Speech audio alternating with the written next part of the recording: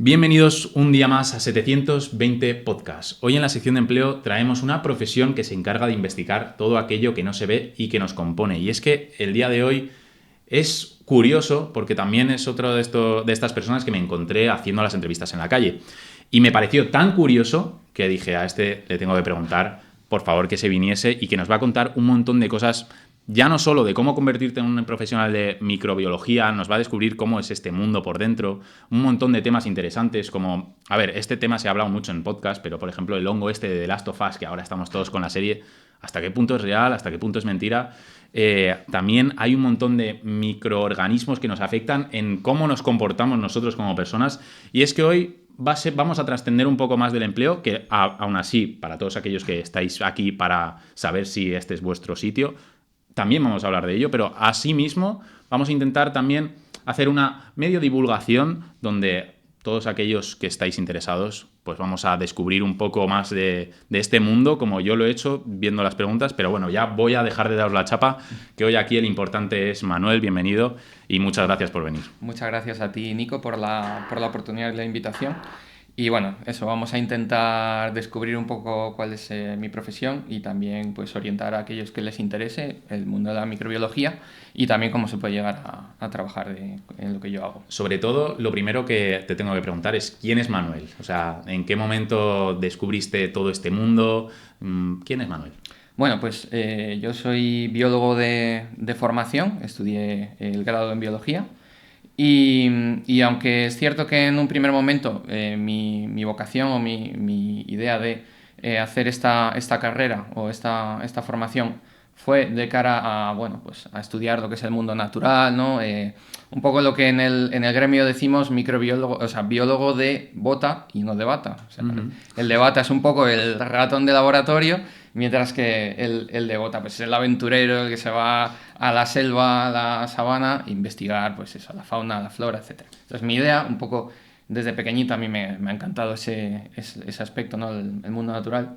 Y así fue como empecé la carrera. Sin embargo, en un momento dado, la cabeza me hizo un poco clic y es cierto que tuve ahí un poco de desencanto, ¿no? con la idea de llevar a la práctica profesional eso que a mí tanto me gustaba. Y en ese momento, que fue casi al final de la carrera, realmente, pues descubrí lo que podía ser trabajar en un laboratorio y en concreto trabajar con seres vivos, pero más pequeñitos, con microorganismos y de forma aplicada a la clínica, ¿no? a lo que es el trabajo en un centro hospitalario. Y así fue como, pues al final, me formé como, una vez terminé la carrera, microbiólogo clínico, que es en lo que yo trabajo. Trabajo en un hospital de aquí de Madrid y en concreto en el servicio de microbiología. Y esas dudas existenciales, claro, me dices, en cuarto de carrera, pues tienen que ser infundadas en algo, ¿no? Porque no puede ser que desde, no sé, de pequeño ya te gustaba el tema de los animales, querías estar típico National Geographic. No, eso ya es más fotografía, ¿no? Sí, pero sí, bueno, yo un poco pues tenía mis grandes referentes, Félix Rodríguez de la Fuente, Vale, sí. naturalistas como David Attenborough también, que es de documentales. Pues un poco también tenía de haber hecho lecturas así más de ficción, pues de aquellos exploradores del siglo XVIII que se encontraban por primera vez ante pues una fauna, una flora desconocida. Y bueno, pues tenía un poco esa idea en la cabeza, también la conservación, estaba con compromiso o tenía preocupación de cara pues, a lo que es pues, cambio climático, las especies amenazadas, pues un poco esa era mi idea de cómo enfocar pues mi futuro laboral. Yo la verdad es que, aunque eso siempre lo tuve, realmente nunca tuve realmente claro lo que quería hacer y tuve muchas dudas a la hora, ahora que se va a presentar la EBAU, pues también quería hablar un poco de ese tema, de que realmente pues mucha gente no llega con unas ideas claras a ese momento a la hora de escoger y es normal, es perfectamente normal y también quiero decir que no necesariamente es un camino que no se pueda deshacer. Yo, por ejemplo, aunque la biología siempre la había tenido en la cabeza, en el momento de escoger carrera profesional, en un primer momento, por ejemplo, dije, pues la biología me la habían pintado muy mal, con muy mala salida profesional, entonces dije, bueno, voy a hacer algo más práctico, que sea más útil, y empecé veterinaria, realmente. Empecé veterinaria, Joder. estuve un año cursándola y llegó un momento en el que me di cuenta, dije, llevaba un año ahí y decía, joder, si es que al final de lo que más me gusta, de lo que estoy aprendiendo, es de la biología. Digo, ¿qué estoy haciendo aquí? Y me cambié de carrera y dije, en ese momento, con esos 18 años, pues es una decisión importante y se lo expliqué a mis padres. Dije, mira, yo he notado que lo que quiero hacer realmente es esto, me da igual después lo que venga, pero yo quiero probarlo, quiero intentarlo. Me cambié a biología, como te digo, estuve casi toda carrera al final pensando en pues, hacer esa parte de conservación, etcétera. Y como te digo, en el último momento pegué otro volantazo para variar y después de haber pues, visto un poco la realidad de lo que es o de lo que podría ser esa vida profesional, me di cuenta de que aunque me gustaba mucho sobre el papel, no iba tanto con mi personalidad, porque, por ejemplo, pues para dedicarte a ese tipo de trabajo, ¿no? Pues es un poco pues irte a hacer documentales o hacer este tipo de cosas o a estudiar pues yo qué sé, el capibara en el entorno de Venezuela, no sé qué. Realmente para eso tienes que tener claro que no vas a tener ningún tipo de estabilidad y de que pues vas a ser un poquito aventurero y no vas a tener la oportunidad de tener una continuidad, ¿no? Y sobre todo en, pues eso, en países como el nuestro, que al final pues ese tipo de lo que es la conservación pues no tiene mucha prioridad a nivel institucional tampoco, o sea, no hay fondos, prácticamente no se invierte en eso. Y bueno, pues tuve eso, una experiencia. Yo hice las prácticas externas en el Parque Nacional de las Islas Atlánticas de Galicia, en las Islas Cíes y las Islas Ons. Y ahí pues realmente me di un poco más cuenta pues de que no había fondos, de que no se daba importancia, de que qué iba a ser de mí, qué iba a hacer. Y coincidió también con que vino una persona a hablarnos de lo que era el trabajo de un biólogo en un hospital. Yo hasta ese momento no sabía que un biólogo podía trabajar en un hospital. Y fíjate, cuarto de carrera, estaba ya a punto de terminar. Y vino un chico, yo estudié en Santiago de Compostela, soy gallego, y, y vino un chico que era biólogo y trabajaba en el hospital de Santiago. Y bueno, nos explicó un poco pues un poco lo que voy a hacer yo ahora. Sí. En qué consistía su trabajo, qué es lo que hacía. Y dije, joder, pues esto a lo mejor me puede encajar, aunque es cierto que es un trabajo de laboratorio, pero no deja de ser algo que me pica la curiosidad, que también hay parte de investigación, porque a mí la parte de investigación siempre me había gustado. Y bueno, pues ahí fue cuando decidí, vamos a ir por aquí. Y a día de hoy, aunque sí que a veces digo, joder, pues me hubiese gustado también intentar seguir ese otro camino, no me arrepiento, es un trabajo que me gusta. Además, cualquier trabajo que hagas, si conforme vas aprendiendo, generalmente te va gustando más.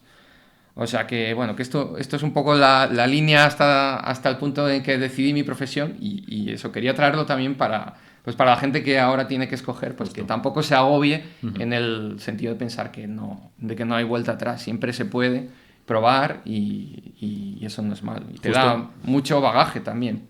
Has dicho cosas muy clave y esto de la selectividad. Muchas veces vas a selectividad y piensas, joder, si suspendo voy a ser un inútil, un fracasado, voy a ser lo peor, voy a ser desterrado de mi país y no tiene mucho más que, pues mira, si suspendes, el año que viene te presentas o si no te da la nota, pues te metes a otra carrera y vas viendo y después te puedes meter a otra. O sea, lo importante es que no te quedes quieto y que tengas esa curiosidad de querer evolucionar como persona. Eso es lo importante, porque tú dijiste, bueno, pues me voy a meter aquí, me gustan los animales, después dices, bueno, pues es que de lo que aquí he dado, me gusta la biología, ¿por qué no me voy a mover? Y la charla con tus padres, bueno, la tienes, pero realmente es algo totalmente normal y todos los padres lo tienen que entender. No vas a acertar a la primera. ¿Qué chances hay de posibilidades de que aciertes a la primera? Hay infinidad de carreras. Sí, y luego también la presión a veces familiar. En mi caso no, siempre me dieron libertad, pero me acuerdo de un compañero que conocí en el Colegio Mayor, en el primer año de carrera, que estaba estudiando farmacia, porque, bueno, pues un poco le habían llevado a ese camino. Su madre tenía una farmacia, su padre era médico, un poco, al final, todo le llevaba a estudiar Qué farmacia. casualidad. Qué casualidad. Y estaba totalmente desmotivado. O sea, él tuvo unos resultados en primero, estuvo primero y segundo en farmacia, y es que no, el hombre no podía y para nada le faltaba inteligencia. Sin embargo, es que no estaba motivado. Y en un momento dado también hizo como clic y dijo, pues yo voy a hacer derecho, que es lo que me gusta. Y hizo derecho y lo sacó y está trabajando y está estupendamente. O sea que, insisto, que al final hay que buscarse un poco a sí mismo, a uno mismo, y que no siempre vas a acertar a la primera. Hay gente que lo tiene claro desde el primer momento, pero eso no creo que sea lo habitual. De hecho, no, o sea, es un porcentaje mínimo. A lo mejor dices, bueno, pues a mí me gusta esto, pero es muy difícil que tú aciertes a la primera al escoger una carrera. Y lo más importante es que no te agobies. Mira, tú estudia tu selectividad y luego haces un análisis introspectivo de... Para eso estamos aquí un poco también, para que muchas veces de las cosas que os da curiosidad vengáis aquí y dices, joder, pues a mí me gustaría ser microbiólogo y os venís a escuchar este podcast. A mí me gustaría ser matemático, pues cuando traiga un matemático estará y lo podréis ver. Pues aquí estamos un poco también para ayudar en decir, pues a ti te ayudó una charla de un tío que te dijo, vale, pues se trabaja aquí, de esto se hace, esto es... Pues eso es lo que buscamos, que con experiencia de gente que está en el mundo laboral, pues la gente diga, coño, eso a mí me interesa de verdad. Así que para eso estamos. Y no os agobiéis, eso es si hay algo que tenéis que tener en cuenta es no os agobiéis y sobre todo no os frustréis, seguimos para adelante. Algo que te quería preguntar es cómo es la carrera de biología, porque me explota la cabeza. Yo siempre tenía en la cabeza que segundo de bachillerato no cogí biología, pero la gente que estaba en biología se quería suicidar. O sea, era una asignatura densa. ¿Cómo es la carrera de biología?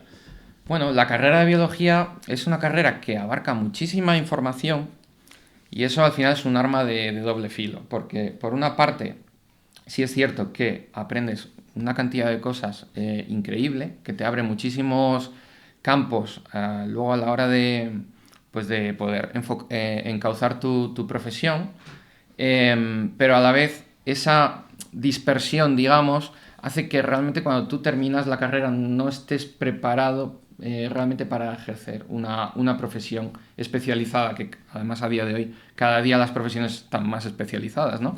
Entonces, es cierto que solo con biología es muy difícil, quitando pues la salida profesional que yo creo que es más habitual en nuestro país de lo que son los profesionales de la biología, que es al final ser profesor. Y que para eso, bueno, pues te haces un máster y luego ya puedes acceder. Pues luego se abren muchísimas posibilidades y, como digo, eso es bueno y malo. Forma parte de las ciencias, pues vas a aprender a pues entender cómo es el método científico, vas a abarcar, como digo, campos no solo de la propia biología, sino que al final pues de la química, de la física, está todo al final interconectado, las matemáticas. Y bueno, la verdad es que para una persona curiosa y que le guste la investigación, desde luego es, en mi opinión, muy recomendable. Cuando yo estudié, que fue la primera promoción de grado en Santiago, no había pues biotecnología, biología sanitaria. Ahora ya empiezan a aparecer carreras más especializadas dentro de la rama de la biología y que permitan, a lo mejor, si tú ya tienes claro que, pues mira, a mí me gusta la rama sanitaria y no me quiero aprender los nombres científicos de los animales, de la botánica, de no sé qué, porque hay gente que sufre. Eso es o sea, en parte es muy memorística, es una carrera memorística, pero bueno, también tiene, como digo, una parte de pensar, del método científico, etc. Y bueno, pues eso, ahora hay carreras más especializadas que a lo mejor te permiten acceder de una manera más sencilla a la parte del mundo laboral que tú quieres ejercer. ¿Y en qué aspecto dices que es más de pensar? O sea, ¿qué problemas, por ejemplo, plantea? O sea, me dices método científico, pero sobre todo me dices que es muy memorística. Y claro, tú me dices, hay varias carreras que a lo mejor no te ayudan a no memorizarte ciertos nombres de animales. O sea, ¿en qué aspecto? O sea, no es una ingeniería, evidentemente, Pero sí que tienes que integrar mucha información, no simplemente memorizar, no es, sino que tú tienes que entender el proceso global. O sea, por ejemplo, estudiar un ecosistema implica muchos aspectos que están totalmente interconectados y que si los juntas es muy complejo de estudiar, no puedes estudiarlos de formas independientes. Entonces, pues ese tipo de pensamiento pues sí que se fomenta mucho en el campo, bueno, en las ciencias, pero en particular en la biología, con lo cual no es solamente una carrera memorística, no deja de ser pues, una ciencia. Básicamente tienes que ser un coco, por lo que me dices, ¿no? Porque si hay que integrar tanta información de tantas cosas, es que hay Sí, que, o sea, me refiero, tienes que saber mucho. sí, al final aprendes de muchas cosas, o sea, tienes, realmente yo tenía asignaturas que decía, sí, ¿por qué doy esto? Por ejemplo, tenía antropología, y estudiábamos cosas que decía, es que no sé en qué momento voy a poder aplicar yo este tipo de información. O bueno, pues estadística, yo creo que sí que era muy útil y muy práctica y que luego se emplea mucho. Eh, y bueno, pues no sé, creo que es una carrera que si te gusta, como digo, la investigación y eres curioso y tal, a, Va te a va a gustarte. colmar realmente. Y bueno, y luego la parte esa de salida profesional, es cierto que es el principal hándicap, pero como digo, como luego tú tienes muchas Ya. opciones dentro de lo que es la biología, pues tengo compañeros que sé que han terminado trabajando en industria farmacéutica, en marketing, en hospitales. Otro que se fue me acuerdo que me dio una envidia, se fue a Tahití a estudiar la fauna marina de la Joder. Micronesia. Digo, madre mía. O sea, que realmente tienes opciones muy diferentes y que si tú, pues eso, te vas formando y vas especializándote al final, yo creo que Claro. no te va a faltar un sitio. Es cierto, quiero también ser honesto, que para la parte más ambiental, o sea, lo que es biólogo de bota, España no es el mejor país. Es muy probable que al final te tengas que ir fuera y es probable que, pues, si quieres hacer un poco esa labor, es muy difícil hacerla aquí, porque digo, no hay, Justo. no hay mucho dinero metido, es más, al final acabas trabajando en la universidad, que está muy bien, pero no es tanto como tú te lo imaginas cuando te Ya. metes, ¿no? O sea que bueno, que al final España está muy bien para muchas cosas y para otras, pues mira, pues hay que moverse. Si al Exacto, final si no te te importa gusta algo. moverte, desde luego, pues sacarle muchísimo partido. ¿Y qué dirías que es lo más duro de la carrera? Y digas, que te acuerdes todavía y digas, me cago en la Pues mira, leche es que a que... mí, a mí es que me gustaba todo. O sea, la gente sufría mucho con... O sea, se veía muy claro desde el principio el que era más de laboratorio, a lo mejor, pues eso, le metías el tocho de la botánica, que te tenías que estudiar pues todo el árbol taxonómico de las plantas y demás, y sufrían, porque, bueno, pues eso, porque hay gente que a lo mejor tiene la cabeza más para memorizar y otros que la tienen más para pensar, integrar conceptos. Pero vamos, a mí yo me lo pasé muy bien. Durante la carrera la aproveché mucho, me gustó mucho. Y no creo que sea una carrera especialmente exigente, esa es la realidad también, ¿vale? La nota de corte en general no es muy alta. También, bueno, eso tiene que ver obviamente con la salida laboral posterior, pero no la metería entre una de las carreras más exigentes. Es cierto que también el límite te lo pones tú, porque si te quieres implicar mucho, pues te va a dar mucho trabajo, Claro. pero bueno, eso depende de si quieres ir pues eso, simplemente a sacar el 5 y ver un poco lo que hay y tal, o si quieres darlo todo y aprovecharla a Claro, tope. y como comentas que esta carrera, las salidas son complicadas, yo al hacer informática dije, a mí un 5 me vale lo mismo que un 10. Es una prueba, me olvido de la asignatura. Aquí se notaba más la competitividad de decir, oye, pues hay que sacar buena nota porque es que si no... Sí, yo eso, por ejemplo, siempre lo tuve claro. Que ya que me metía en una carrera con menos salidas, de alguna manera tenía que diferenciarme. Y por eso procuré que mi expediente fuese lo mejor posible.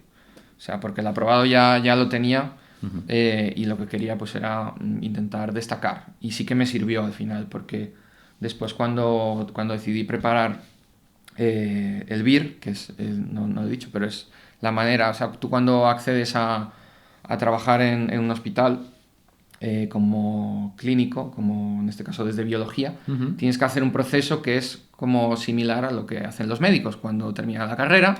Para poder especializarse, preparan el MIR, que justo ahora mismo están terminando de escoger las plazas. Y entonces los biólogos, los farmacéuticos, los radiofísicos, los químicos incluso, pueden acceder, aunque al final a un nivel mucho más inferior, lógicamente, porque no pueden ser oftalmólogos, no pueden ser oncólogos, no pueden ser traumatólogos, pero sí que hay especialidades multidisciplinares en los hospitales que te permiten, desde otras ramas que no sean la medicina, acceder a un trabajo clínico. En concreto, desde biología tú puedes acceder a microbiología clínica, a bioquímica clínica, análisis clínicos o inmunología clínica. Entonces, entre esas 4 opciones yo tenía claro que quería la microbiología, porque al final trabajas con microorganismos, es un poco, en mi opinión, más atractiva, al menos para mí, porque iba a estar con seres vivos, con patógenos, etcétera, etcétera. Entonces, eso, yo preparé ese BIR, que tú lo que haces es un estudio. Una vez terminas la carrera, yo estaba preparando el TFG para presentarlo y ya me había apuntado a la academia. Te apuntas a una academia, lo puedes hacer por libre, pero generalmente es recomendable apuntarte porque te lo dan todo listo para que tú puedas ir estudiando. Y te haces ahí pues como una maratón de estudio de 7 meses, dependiendo de cómo te lo organices. Hay gente que en 4 meses se lo hace en intensivo. Pero yo lo hice, pues eso, empecé en verano cuando hice el TFG y me presenté a finales de enero. Que los exámenes, el MIR, el FIR, todos esos, lo suelen hacer a finales de enero, principios de febrero. Y bueno, pues eso, todo esto venía a que el expediente académico cuenta a la hora de poder acceder a esas plazas. Cuenta como un 10%. Que ya es. El resto es el examen, pero eso te puede diferenciar en un momento dado. Sobre todo, en medicina, al final se convocan muchas plazas todos los años. Es verdad que hay especialidades que se agotan súper pronto, como es la dermatología, que se agota muy rápido. Pero en biología, por ejemplo, sacan unas entre 40 y 60 plazas al año para toda España. Sí, sí. Entonces, es como, tienes que tener claro que si quieres acceder por esa vía, tienes que darlo todo a la hora de estudiar. O sea, tienes que ser súper competitivo y centrarte en eso. Hay gente que conozco que lo ha hecho, que tiene muchísimo mérito, compaginándolo con un trabajo, porque hay gente que no tiene posibilidad de encerrarse 7 meses sin ingresos económicos, sin apoyo. Entonces, pero es difícil. Realmente lo más recomendable es que cuando termines la carrera te pongas a estudiar del tirón, porque también te va a servir toda esa información y eso que has ido haciendo esos 4 años a la hora de preparar. Y bueno, pues como te digo, eso al final, pues yo tuve la buena suerte de sacar una plaza, poder escoger. Escogí el Ramón y Cajal, que es donde trabajo actualmente, y en ese momento pues empecé la residencia. Claro. La residencia. Eso en cuanto al BIR, pero si no hubieses querido hacer una oposición, realmente tendrías salidas, o sea, tendrías que haber hecho un máster 100%. Casi seguro que sí. Casi seguro que sí, porque, como te digo, la biología a secas no te da lo suficiente como para ir con ese currículum a hacer un trabajo especializado. Podrías hacer un trabajo menos especializado que no requiera esa titulación, pero al final dices, bueno, pues ya que he estudiado 4 años, pues por lo menos que pueda acceder a algo que o bien solo pueden hacer los biólogos o principalmente lo hagan los biólogos, porque la biología tiene un problema también muy grande de intrusismo laboral. O sea, hay muchas, pues por ejemplo, sobre todo en divulgación, por ejemplo, que pues cuando tú vas con un guía por los bosques de Costa Rica, pues a lo mejor tienes suerte y vas con un biólogo, pero a lo mejor simplemente pues vas con una persona pues que ha ido aprendiendo, que seguramente lo vaya a hacer muy bien, pero al final compite con ese biólogo. Entonces, solo con biología yo creo que es muy difícil acceder a un trabajo especializado. A un trabajo general, sí. Y tienes que hacer pues algún tipo de formación, como un máster generalmente o, pues en este caso, formación sanitaria a través de una residencia. Claro. Y en cuanto a esta residencia, ¿cómo es?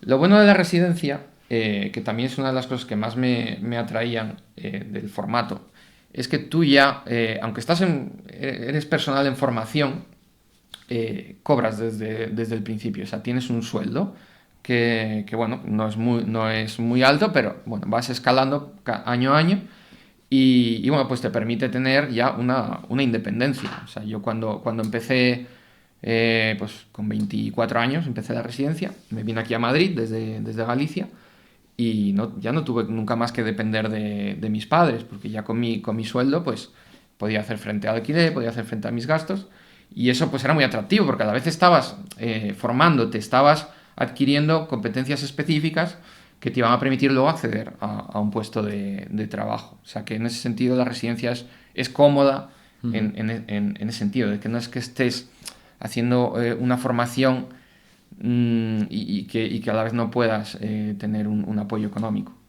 Y hasta aquí un poco todo el tema de desarrollo tuyo personal, y vamos a meternos un poco en el meollo de tu trabajo, y es la primera pregunta que me surge a mí, que seguro le surge a todo el mundo, es ¿tú qué haces en tu trabajo? Todavía hay familiares que me lo preguntan porque no lo tienen muy claro. Pues mira, para poner un caso práctico de lo que yo haría sería, pues tú cuando vas a urgencias, por ejemplo, pues a veces te pueden sacar, por ejemplo, una analítica de orina, ¿no? Sobre todo si sospechan una infección del tracto urinario. Pues esa muestra va a un laboratorio y en ese laboratorio es donde yo trabajo. O sea, nosotros lo que hacemos es diagnóstico de enfermedades infecciosas, todo lo que tenga que ver con patógenos microbianos, bien sean bacterias, principalmente bacterias, virus, hongos, otro tipo de parásitos también.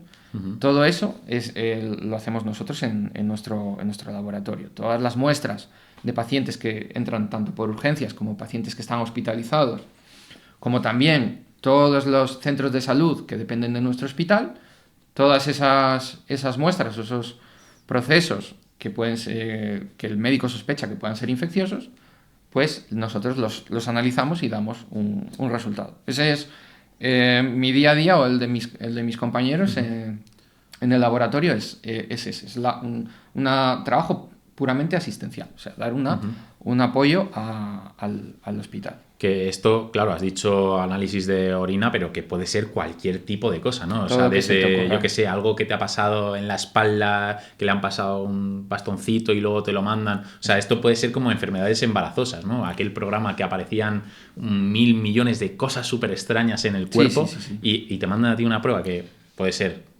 de todo, puede ser asquerosísima y tú tienes que estar ahí. Perdona por el vocabulario, pero cierto. Nosotros, seguramente, o sea, mira, hay alguna cosa que te ha tenido que revolver el estómago. Durante la residencia, lo primero que hacemos cuando empezamos, cuando entramos al laboratorio, es pasar por la parte de siembra de muestras. O sea, las muestras, la mayoría para ver si hay un cultivo bacteriano o fúngico, pues tenemos que sembrarlas en medios de cultivo que permitan el crecimiento de esos microorganismos potencial, que pensamos que pueden ser patógenos y que estén en esas muestras.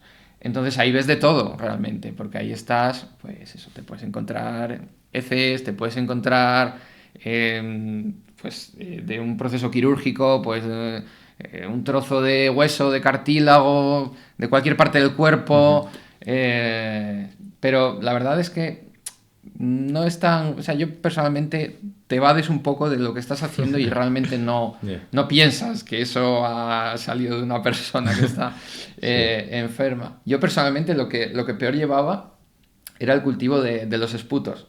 O sea, ¿qué es eso? El esputo es pues, cuando tú tienes un proceso infeccioso de las vías respiratorias, pues a la hora de poder saber qué microorganismo está causándote esa infección, pues una de las muestras más útiles es el esputo, lo que es lo que te sale, el moco que tienes la flema en los amarilla, bronquios. Exacto, marrón, esa flema. del color que sea. Sembrar, cuando ves esa flema porque además nosotros hacemos guardias de 24, o sea, estamos 24 horas nosotros, el laboratorio da servicio a las 24 horas, claro. Entonces, si estábamos de guardia y justo antes de cenar venía una de esas muestras y decía, bueno, no me apetece mucho, pero vamos a hacerlo. Pero bueno, que en realidad es un trabajo muy, muy interesante, muy diverso, también que abarca muchísima información, porque como te digo, hay pues, cientos o miles de especies de microorganismos que pueden causar en un momento dado infecciones en los seres humanos, y es súper interesante pues entender cómo interaccionan con el cuerpo humano, cuándo causan enfermedad, cuándo no, cuáles son los mejores métodos para detectarlos. Y bueno, la verdad es que es muy satisfactorio. ¿Llegan cosas que no se pueden diagnosticar? O sea, yo conozco casos de decir, joder, pues esta persona todavía no tiene diagnóstico, no tiene diagnóstico. Muchas veces, sobre todo hay veces que es sota caballo rey, o sea, que es ABC y si no es, o sea, que vas a detectar el microorganismo, pero hay, sobre todo en procesos relacionados con infecciones del sistema nervioso central, o sea, lo que sería una meningitis, o también en neumonía, enfermedad respiratoria vías bajas. Muchas veces el agente que causa la enfermedad, el agente infeccioso, no se detecta. Aunque empleemos todo nuestro arsenal disponible, no somos capaces. Evidentemente la tecnología ha avanzado mucho y la microbiología no se queda atrás, y cada vez disponemos de herramientas. Yo pues empecé a trabajar en el hospital en el año hace 11 años, en el 2014. Pues en este periodo de tiempo he visto grandes avances dentro de lo que es mi práctica. Esa es otra de las cosas gratificantes y que te mantienen realmente entretenido, es que trabajar en sanidad en general y en microbiología en particular es algo dinámico. Tú tienes que seguir estudiando. O sea, no puedes quedarte con los conocimientos que has adquirido al principio, sino que como van saliendo todos los años nuevas cosas, tú tienes que ir actualizándote. Por eso tenemos congresos, por eso tenemos formación continua. Todas las semanas nos formamos en cosas nuevas, y por eso también hacemos investigación, porque la manera de poder descubrir cosas nuevas es a través de la investigación. Con lo cual, en el hospital, aunque es un trabajo que técnicamente no nos pagan por ello, nos pagan por, al final, hacer ese diagnóstico, en los hospitales se hace muchísima investigación, y es una labor que a mí me llena bastante, particularmente porque pues eso, te permite descubrir cosas nuevas y además poder adaptarlas para un uso para el beneficio del paciente. O sea, que puede tener una aplicación directa. O sea, que es en ese sentido muy, muy, muy gratificante. ¿Y cómo es que tú puedes llegar a investigar? Porque me dices que tu trabajo generalmente es estar detectando estos microorganismos, microbios X y Z. ¿Y cómo llegas tú a investigar dentro de tu rama?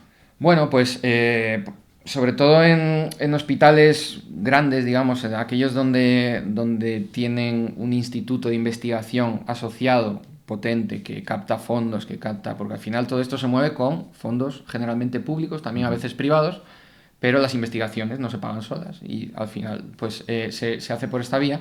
Pues si trabajas en un hospital medio grande, siempre te van a dar la oportunidad de investigar. Dentro de mi servicio tenemos grupos de investigación que se dedican exclusivamente a investigar. Hay muchos biólogos, pero biólogos que no han hecho el camino que he hecho yo, sino que directamente han ido pues, a hacer una tesis doctoral y bueno, pues han metido en el laboratorio a trabajar en relación a la microbiología en este caso. O sea, nosotros solamente en total en nuestro servicio hay una plantilla de como 70 personas.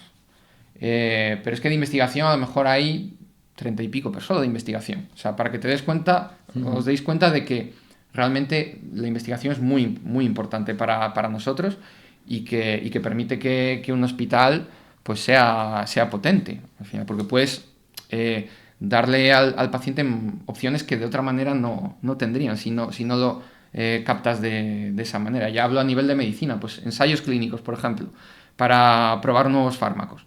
Pues sí, eso es a través de investigación. Si no hubiese ese tejido, ese entramado dispuesto, no podrías financiar, no podrías darle a ese paciente la oportunidad de beneficiarse potencialmente de ese tratamiento o de esa intervención o de lo que sea. O sea que es muy, muy importante la investigación en los hospitales. Desde luego. ¿Y cómo es tu proceso para entrar? Porque te lo ofrecen y, claro, ya hay equipo especializado. ¿Y qué papel formas tú dentro de eso? Por ejemplo, en mi servicio, yo ya lo sabía antes de escogerlo, tienen mucho potencial a la hora de estudiar las resistencias a los antibióticos en bacterias. ¿Vale? Que es un tema que ahora está muy de moda y que si quieres luego podemos hablar un poco de ello. Entonces, pues digamos que hay una serie de personas con mucha experiencia en el campo dentro de mi servicio que pues te proponen, cuando llegas te dicen, mira, además del trabajo que estás haciendo, te propongo participar en este trabajo de investigación que estamos haciendo, en este tema, y a ti te va picando la curiosidad. Y al final, pues, algunos de los residentes, no todos, es cierto, pero en general fomentamos que los residentes participen de esa investigación y puedan incluso desarrollar una tesis doctoral a la par que se van formando, en este caso, en microbiología. Yo, por ejemplo, hice la tesis doctoral sobre microbiota, que también podemos hablar sobre el tema de la microbiota, que también está bastante de moda. Sí. Yo me acuerdo que hace unos años casi nadie sabía lo que era y ahora me preguntan directamente, dicen, ¿y eso de la microbiota? Y hablaremos. Sí.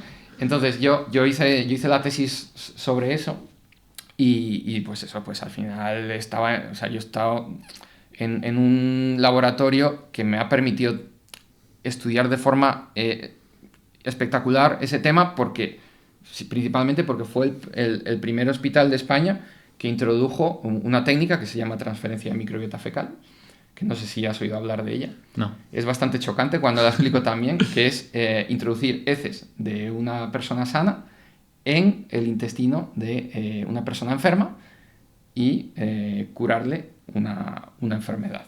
¿Y eso funciona? Eso funciona en concreto en una infección causada por un microorganismo que se llama Clostridioides difficile. Es un microorganismo anaerobio que causa diarrea en personas que han tomado generalmente antibióticos, ¿vale? Lo que ocurre es que a la hora de cuando tomas muchos antibióticos, eso pasa mucho en personas mayores que tienen infecciones continuas, etcétera, o que están institucionalizados, pues ocurre que de tantos antibióticos que se toman, la microbiota, o sea, los microorganismos que tienen en su intestino de forma normal, desaparecen, ¿no? Porque los antibióticos los matan. Entonces hay una bacteria, que es este Clostridioides, que se aprovecha de esa situación y pasa a colonizar el intestino y a causar una infección que puede llegar a ser mortal. Que es una diarrea, pero que puede llegar a ser mortal. Ostras. Entonces, con la transferencia de microbiota fecal, o sea, la transferencia de heces, lo que permite es restaurar esa microbiota normal que tenía el paciente antes de la toma de antibióticos y de esa manera desplazar al microorganismo patógeno que está causando la infección, por competencia, digamos. Y eso eso no es algo, o sea, es algo que se ha empezado a utilizar hace pocos años, pero es algo que ya hacían los chinos hace miles de años. O sea, están adelantados. Los chinos a una cosa que la llamaban la sopa amarilla, pero no dejaban de ser heces mezcladas con agua, etcétera. Sí. Se lo daban de beber a personas que estaban con una infección intestinal y se curaban. Y nosotros nos quejamos del Flutox, que sabe mal, ¿eh? O sea, yo no quiero probar la sopa amarilla esa, ¿eh? Suena muy escatológico, pero en realidad a día de hoy es una cosa bastante cómoda de administrar porque nosotros lo que desarrollamos, bueno, la persona encargada en mi servicio de hacerlo o de dirigirlo es la doctora Rosa del Campo, que fue además quien me dirigió la tesis doctoral. Lo que desarrollan son la liofilización de las heces y la encapsulación. Con lo cual, simplemente te tienes que tomar unas píldoras. O sea, yo me imagino que ahora sí, pero en el pasado China, yo me imagino que es la sopa amarilla esa de... La sopa amarilla yo no me lo hubiese tomado igual. A mí, yo me muero aquí de diarrea. Pero es cierto que, déjenme tranquilo. que se han observado pues esos resultados espectaculares, en concreto para esta infección, y se está estudiando en muchas otras entidades, en muchas otras patologías, no solo infecciosas, sino, por ejemplo, hay muchos estudios en enfermedad inflamatoria intestinal, colitis ulcerosa, enfermedad de Crohn. Parte de mi tesis fue estudiando colitis ulcerosa. Entonces, estos pacientes tiene una inflamación del intestino crónica, no se sabe muy bien por qué es realmente, y se suele dar tratamiento pues con corticoides, con, digamos, fármacos que bajen tu inmunidad y hagan que no haya tanta inflamación a ese nivel. Pero claro, eso tiene una contrapartida, que es que eres más susceptible a tener enfermedades, al no tener defensas o tener menos defensas. Entonces, se postula que la microbiota intestinal puede tener algo que ver en ese estado de inflamación crónica. Con lo cual, el dar una microbiota a una persona sana podría llegar a beneficiar a estos pacientes. Aunque a día de hoy todavía no hay... no se hace en los hospitales de forma más allá de lo que es ensayos clínicos de investigación. La única aplicación aprobada en el trasplante de microbiota fecal es lo que os he dicho, la infección por clostridioides difficile. Pero es espectacular. Supera muchas veces al tratamiento antibiótico, que es lo que se daría para matar ese microorganismo. Y es una opción que, si lo piensas, tiene mucho más sentido ecológico. Porque en lugar de atiborrar todavía más de antibióticos a esa persona que ya es la causa de su mal, pues le vas a dar una microbiota, vas a restaurar el problema que tenía y de una manera menos dañina. O sea que es muy, muy interesante. Qué barbaridad. O sea, bueno, yo estoy utilizando el 100% de mi capacidad cerebral ahora mismo, y es que me voy a meter en un marrón porque me has hablado de la enfermedad de Crohn y es algo que he estado leyendo y es algo que me suena. ¿También está como así popularizándose o es cosa mía? Las enfermedades... La enfermedad de Crohn es una enfermedad autoinmune, ¿vale? Y la colitis ulcerosa. Las enfermedades autoinmunes son enfermedades en las que tu sistema inmunitario está como confundido y ataca células que son de tu propio organismo, como si fuesen ajenas. Entonces, eso puede ser muy grave porque al final estás atacando a tu propio cuerpo. Y además de forma crónica, son enfermedades que no tienen cura a día de hoy, ¿vale? Y es cierto que, yo no sé, pero es verdad que en población occidental pues hay una mayor incidencia de este tipo de enfermedades. No se sabe muy bien por qué. Hay hipótesis de la higiene, por ejemplo, exceso de higiene durante la etapa infantil. Al final tú cuando naces te expones a un montón de cosas del exterior que van formando o van educando a tu sistema inmunitario para que pueda discernir entre lo que es propio y lo que es ajeno, para poder defenderse. Y a lo mejor pues el hecho de no tener tantos estímulos puede en un momento dado hacer que ese sistema inmunitario no acabe de madurar correctamente. De todas maneras, esto es una hipótesis. Claro. Pero bueno, sí, la enfermedad de Crohn puede llegar a ser muy molesta y realmente pues te puedes llegar a tener que hacer resecciones del intestino, porque no hay otra manera de curar, y estar con corticoides, que los corticoides lo que hacen es bajar tu inmunidad, pero también son muy dañinos a muchos niveles. Entonces, por eso interesa mucho la transferencia de microbiota fecal y otras terapias novedosas en este tipo de enfermedades, porque no tienen muchas alternativas terapéuticas. Y que no son tan, pues, como cortar un trozo de intestino. Que claro, no es algo tan intrusivo ni tan dañino o irreversible como puede ser una intervención quirúrgica. Sí. Y es que además es verdad que justo cuando estabas comentando lo de que sobreprotegemos a lo mejor a los niños cuando son pequeños, y además ahora como que noto más esa sobreprotección en los niños.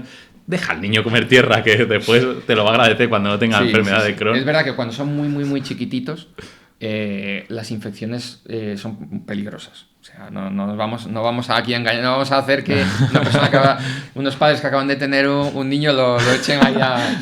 Estoy exagerando. Tampoco hay que confundirlo, ¿no? Pero, claro. Pero sí es cierto que pues todas esas interacciones que tú vas teniendo, pues eso, poder jugar con otros niños. En el momento que entran en la guardería, los niños empiezan a tener que si diarrea, que si me constipo, que si no sé qué, pero eso al final forma parte del proceso natural y es importante para el sistema inmunitario. Y no solo ellos, sino ellos nos lo pega a nosotros. Claro, luego al final... Toda la pesca. Sí. Joder, ¿y qué es la cosa más jodida que has visto en un laboratorio que digas, buah, yo no quiero estar ni cerca de esto, de decir, no porque te dé repelús, sino de decir, hostia, qué peligroso? Peligroso. Bueno, me acuerdo de algunas crisis de estas que me han tocado vivir, como por ejemplo la del ébola en el 2014-2015. Yo era residente, bueno, se generó mucho revuelo. Al final nosotros no llegamos a manejar ninguna muestra de estas personas que se contagiaron, de aquella persona que trasladaron a España y que luego se contagió la auxiliar de enfermería. Eso nosotros el perro. No. El perro, el pobre Excalibur, que descanse en paz. Pero esas cosas pues sí dan miedo, porque te ves en primera línea, en la trinchera. Por ejemplo, el COVID, para mí fue probablemente la situación más difícil y más retadora de mi trabajo, y que nos puso, pues eso, en la vanguardia de lo que era sacar adelante una pandemia, porque al final nosotros, aunque no veíamos a los pacientes, sí recibíamos continuamente muestras para diagnóstico, y llegamos a estar desbordadísimos. O sea, nosotros, por supuesto, no dejamos de trabajar durante... Bueno, yo fui el primero que se contagió en mi servicio. O sea, que decretaron...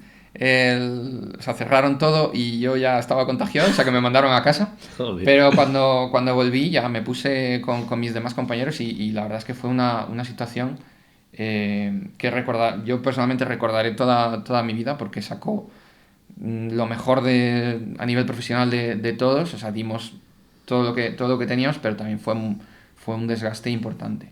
Uh-huh. Pero también o sea, era gratificante en el sentido de que estabas haciendo algo en general, trabajar en un hospital siempre tiene ese punto especial, que es que sabes que estás trabajando para pacientes, para personas vulnerables, etc. Pero en concreto con el coronavirus fue como lo más, porque estaba todos los días ahí. Al principio se moría mucha gente. Yo creo que es lo más duro que he vivido en mi trabajo. Seguramente haya sido eso, pero también de lo que he sacado más bagaje y más experiencia. Joder, es que sí que es verdad que tengo conocidos en este sector del hospital que decían, es que esto era una barbaridad, que entraba gente y le veías y no había respiradores, y bueno, dices, es que este está jodido, es que no le puedo hacer nada y este va a morir, y les veías y no podías hacer nada porque no sabías por qué era, o sea, es que no me acuerdo, o sea, era una barbaridad, y entiendo que desde tu punto de vista también debía ser. Sí, es verdad que no estábamos, o sea, al final la peor parte se le vean los médicos que atendían a esos pacientes, y que vieron pues lo más crudo de tener que decidir si esta persona vivía o moría directamente, porque no había que priorizar. Había que hacer un triaje porque no había esos respiradores, o no había posibilidad de mandar a cuidados intensivos a todo el mundo. Y bueno, desde nuestro lado pues también pues eso, tuvimos una sobrecarga inmensa de trabajo para dar respuesta a esa pandemia. Y mucha presión encima de vuestros hombros, porque yo no sabía que era tu área un poco de investigación la que buscaba esta vacuna famosa. Sí, nosotros no en nuestro centro no hemos llegado nunca a trabajar en relación a eso. Sí que había en desarrollo una vacuna española que al final yo creo que no se llegó a comercializar y a administrar. Pero bueno, ya no solo es la vacuna, es entender el virus. Al principio el virus saltó aparentemente de un animal, es una enfermedad zoonótica, o sea, de origen animal. Estaba muy poco adaptado al ser humano, con lo cual, cuando generalmente en la relación parásito-huésped, al principio, cuando se pega el salto, el microorganismo es mucho más patógeno, mucho más agresivo contra el huésped, hasta que, digamos, se va todo adaptando. O sea que realmente era muy importante en esos primeros momentos comprender y estudiar ese virus. Y bueno, pues por esa parte sí que tuvimos la posibilidad de hacer una vigilancia de las variantes, ¿no? Las famosas variantes. Ahora viene la variante perro del infierno, no sé qué. Bueno, eso era sensacionalismo puro, ¿no? Pero detrás de eso sí que había un esfuerzo muy importante a nivel institucional, a nivel no solo estatal, sino europeo, mundial, de ir trazando cuáles eran las variantes que teníamos en cada momento y qué mutaciones podían presentar, que les diese un beneficio a nivel de infectar con más actividad o que pudiesen causar una enfermedad más grave. Y eso nosotros sí que lo hemos investigado directamente a través de esa vigilancia, a través de secuenciación. Bueno, una herramienta que se llama secuenciación masiva. Básicamente secuencias el material, el genoma de ese coronavirus, en este caso, y puedes detectar pues, cuáles son las mutaciones y a qué linaje o variante pertenece. Sí, es que es verdad que en esos primeros momentos parecía incluso un virus zombie, lo típico de las películas, veías como en el mapa, decían, Italia está cerrado, no sé qué, Sí, en News, en Francia ha cerrado todas las fronteras, parecía un virus zombie esto de posapocalíptico, de todos a casa, faltaban las sirenas. Sí, tremendo. Y es que esto me plantea una pregunta y es, ¿estaríamos preparados para otra pandemia? Porque se oye mucho de va a llegar una pandemia en el 2020X. Siempre se escucha algo así. ¿Esto hasta qué punto es cierto? A ver, este tipo de pandemias siempre se habla de que son periódicas, o sea que no van a aparecer todos los años, sino que pues estas grandes pandemias suelen aparecer cada X tiempo. La última gran pandemia que causó muchísimos muertos fue la de la famosa gripe española, que eso es un bulo, no era española. Esto tiene una historia detrás, que en ese momento estaba la Primera Guerra Mundial y como unos no querían la mala prensa de los... Al final le echaron la culpa a España, que era neutral, y dijeron, esto viene de España. Pero bueno, eso fue por un virus influenza, un virus de la gripe, y causó muchísimos muertos. Eso fue pues, hace 100 años aproximadamente. O sea que se puede esperar que cada muchos años nos venga... Pero claro, esto no deja de ser estocástico, es puro azar. Son las posibilidades de que en un momento dado un patógeno mute y se adapte al ser humano. En ese sentido, es cierto que a día de hoy hay más riesgo real que hace 100 años, por muchos motivos. Por la globalización, o sea, al haber más población y estar mucho más interconectada. O sea, antes, pues si una persona se contagiaba de un virus nuevo en Uganda, pues ahí se quedaba, porque no iba a coger un avión y viajar a Nueva York o a China.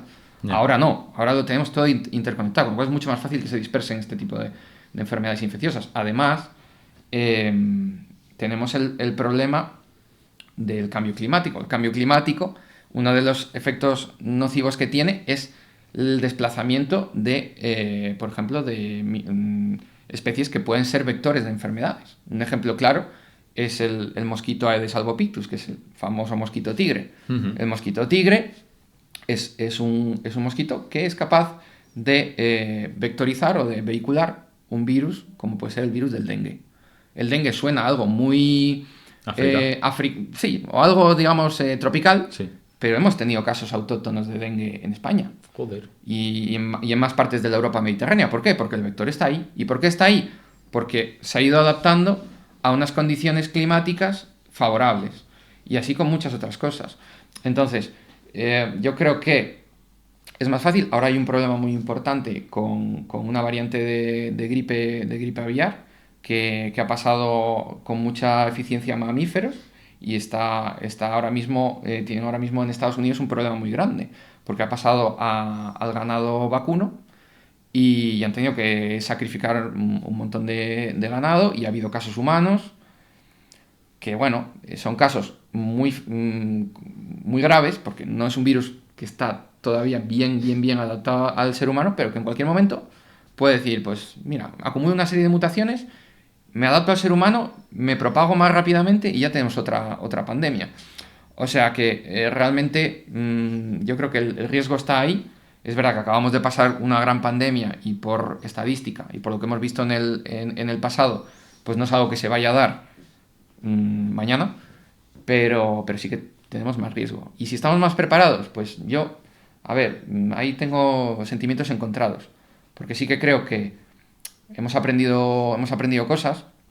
Creo que se ha dotado de infraestructura y de capacidad a los hospitales y a los centros de investigación, etcétera, y se ha trabajado mucho en red pues a nivel global, que eso ha sido una gran ventaja para poder sacar una vacuna rápido, para poder, ¿no?, saber mucho más del virus, o sea, el desarrollo de la vacuna fue excepcionalmente rápido. O sea, hay enfermedades que matan muchísimas personas al año, como puede ser la malaria, que todavía se han hecho esfuerzos, pero no tenemos una vacuna totalmente eficaz que podamos administrar. Y es una enfermedad que causa muchos muertos. Y sin embargo, del coronavirus, rápidamente, además aprovechando una tecnología puntera en ese momento, que era el RNA mensajero, pues lo pudieron hacer rápido. O sea que creo que sí, que hemos aprendido mucho, pero también creo que la memoria a veces es muy corta. A corto plazo. Y que, bueno, yo pienso, por ejemplo, no queriendo meter en política, pero pienso en las políticas de Trump ahora mismo, pues quitándole fondos a la Organización Mundial de la Salud, o un poco desmarcándose de... Digo, es que, joder, si es que aún tenemos fresco todo este problema y estamos desviando la atención de algo que yo creo que hay que continuar vigilando y hay que estar alerta al final. Sí, es algo que nos ha tocado la puerta y que dices que a lo mejor hubiese mutado en yo qué sé qué y a lo mejor no estaríamos aquí haciendo un podcast, ¿sabes? Entonces, al final, creo que la salud es algo importante. Y claro, me viene la pregunta, que es que me has dicho que, claro, los virus mutan. ¿Cómo mutan esto? Porque a mí me suena a videojuego, a que va cogiendo cierta perk y dice, vale, pues ahora me da por no sé qué. ¿Cómo Todos es los esto? seres vivos mutan. Todos los seres vivos, nuestras células se dividen. No todas, pero por ejemplo, pues, tus células de la piel se va descamando y va generando nuevas células. Pues en cada división, en cada proceso de generación de nuevas células, el material genético se duplica. Entonces, en ese punto pueden aparecer mutaciones por errores en ese proceso. También hay agentes, o sea, al final el cáncer al final es acumulación de mutaciones en células tuyas que hacen que esas células empiecen a proliferar, o sea, el ciclo celular se estropea completamente, empiezan a proliferar y al final te causan una enfermedad. O sea que todos los seres vivos mutan porque tienen material genético. Pero claro, hay algunos que mutan a más velocidad, otros a menos velocidad, y también se tienen que dar las circunstancias adecuadas para que una mutación pueda generar una ventaja adaptativa. Porque aquí la clave es esa. La clave es que en este caso el coronavirus, en un momento dado, pasó de un animal a una persona porque acumuló una serie de mutaciones que eran idóneas para que en el ser humano pudiese causar una enfermedad. Si no se hubiesen producido esas mutaciones por puro azar, porque eso es puro azar, pues no hubiésemos tenido esta situación.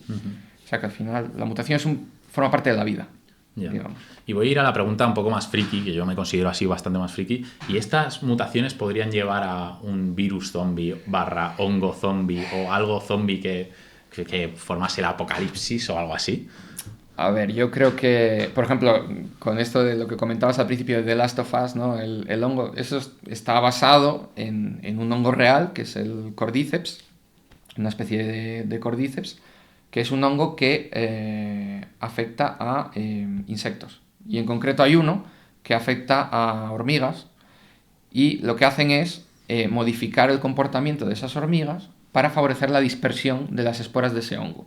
¿Cómo lo hacen? El hongo, cuando se introduce en la hormiga, va a su sistema nervioso central, altera la conducta de modo que esas hormigas suben a lo alto de la hoja o del árbol o del tal, y en ese momento el hongo brota y eso permite que se dispersen más adecuadamente. O sea, al final es un parásito que ha hecho una adaptación muy, muy, muy específica y muy, muy, muy particular para obtener una ventaja y poder reproducirse mejor. Llama mucho la atención porque no deja de ser algo que modifica la conducta de un ser vivo, en este caso de una hormiga, pero bueno, yo realmente no lo veo en humanos. Por ejemplo, ese hongo, para poder adaptarse a humanos, necesitaría acumular muchísimas mutaciones que en ningún caso, o que es totalmente muy poco probable que se dé, pues por eso, porque al final esas mutaciones al principio no les van a dar ninguna ventaja. Claro.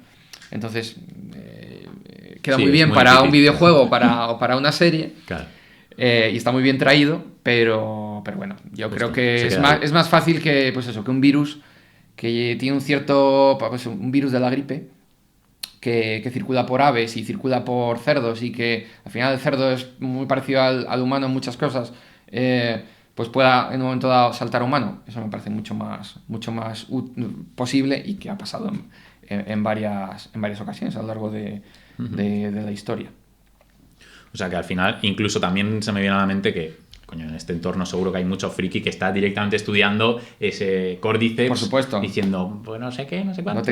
No te quepa duda, a día de hoy puedes... Y además tienes acceso a toda la información que quieras, porque por suerte la ciencia y la investigación siempre se comparte. O sea, la clave de que nosotros podamos hacer avances tan rápido es la sinergia que se crea de que la información va surgiendo de muchos puntos. Y esta tecnología que tú creías que no tenía nada que ver con tu campo, de repente lo puedes aplicar y se te abre un mundo de posibilidades. O sea, eso nos pasa en muchos campos y hay un sinergismo tremendo. ¿Y cuál es el microorganismo más loco que hayas visto? Ya no sea el zombie pero ¿cuál es el que digas, joder, pues mira que me sorprende? Mira, hay uno muy, muy curioso que es un microorganismo, pero es un animal. O sea, no es ni una bacteria, ni un hongo, ni un parásito. Es un animal microscópico que se llama oso de agua o tardígrado. No sé si... Ese seguro, a lo mejor sí que os suena. Creo que me suena. Bueno, pues sí, lo podéis buscar una foto porque son muy bonitos, además, son muy chulos. Y ese animal es capaz de soportar 1000 veces la radiación que mataría a una persona, por ejemplo, o pueden soportar vivir en el vacío del espacio. O sea, de hecho, cogieron un tardígrado, lo subieron a la Estación Espacial Internacional, lo soltaron, lo volvieron a coger y seguía viable. Aguanta temperaturas extremas, pero loquísimas. Puede entrar en criogenización durante cientos de años.